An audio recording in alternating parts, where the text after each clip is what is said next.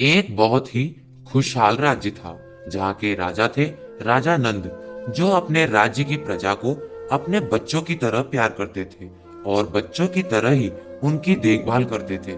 अच्छे कार्यों में वे हमेशा अग्रणी रहते। प्रजा भी अपने राजा का बहुत सम्मान करती थी। राजा का एक पुत्र था जिसका नाम जयवीर था। जयवीर भी अपने पिता की भांति लोगों की सेवा, मदद आदि अच्छे कार्यों में लगा रहता था। कुछ दिनों बाद राजा की मृत्यु हो गई और उनकी जगह राज्य का राजा उनके पुत्र जयवीर को बना दिया गया। राजगद्दी पर बैठने के बाद जयवीर के स्वभाव में परिवर्तन आने लगा। अच्छा व्यवहार करना मात्र उसका दिखावा था। प्रजा को राजा जयवीर का स्वभाव समझ नहीं आ रहा था। वो अंदर से कुछ और एवं बाहर से कुछ और दिखाई पड़ रहा था। राज्य के कुछ लोगों ने उसी राज्य के एक तपस्वी संत के आगे राजा जयवीर की परीक्षा का सुझाव रखा। तपस्वी संत ने सुझाव मान लिया और एक दिन राजा जयवीर जंगल में अकेला शिकार करने गया। शिकार के पीछे वो इतना दूर निकल गया कि वो रास्ता भूल गया और रात भी बहुत हो गई थी।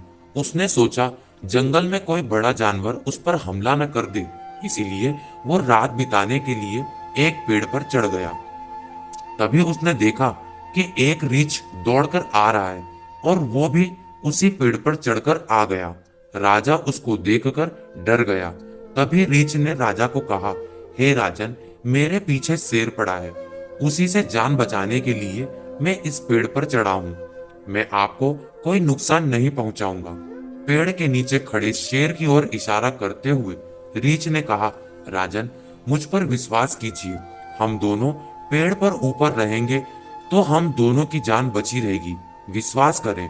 उसने राजा को कहा, आप सो जाएं राजन, मैं जागता हूँ, फिर आप जागिएगा और मैं सो जाऊंगा, इस तरह रात कट जाएगी।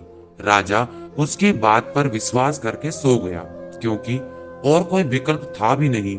काफी देर बाद जब राजा सोकर जाग गया, तब रीछ ने कहा, अब आप जागिए और मैं सोता हूँ। और वो राजा पर विश्वास करके सो गया।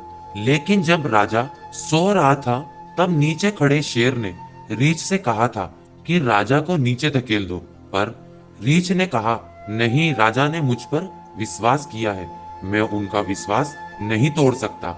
लेकिन जब रीछ सो गया, तब शेर ने राजा से वही बात कही कि रीछ को नीचे धकेल दो, और राजा ने बिना कुछ सोचे तुरंत रीछ को नीचे धकेला।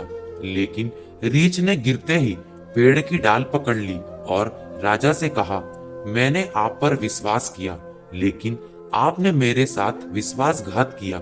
और वो रीछ उसी तपस्वी संत के रूप में आ गए और राजा को बोले, हे राजन, रीछ ने तुम पर विश्वास किया और तुमने राजा होते हुए भी उसके साथ विश्वासघात किया। मैं तुम्हें श्राप देता हूँ कि तुम्हारी बुद्धि कार्य करना बंद कर देगी और तुम पागलों की भांति यहाँ वहां भटकोगे। दोस्तों, इस कहानी से हमें यही शिक्षा मिलती है कि हमें कभी भी अपने स्वार्थ में किसी का भरोसा नहीं तोड़ना चाहिए। दोस्तों, कहानी आपको अच्छी लगी हो तो लाइक करें, शेयर करें, सब्सक्राइब करना ना भूलें। Thank you.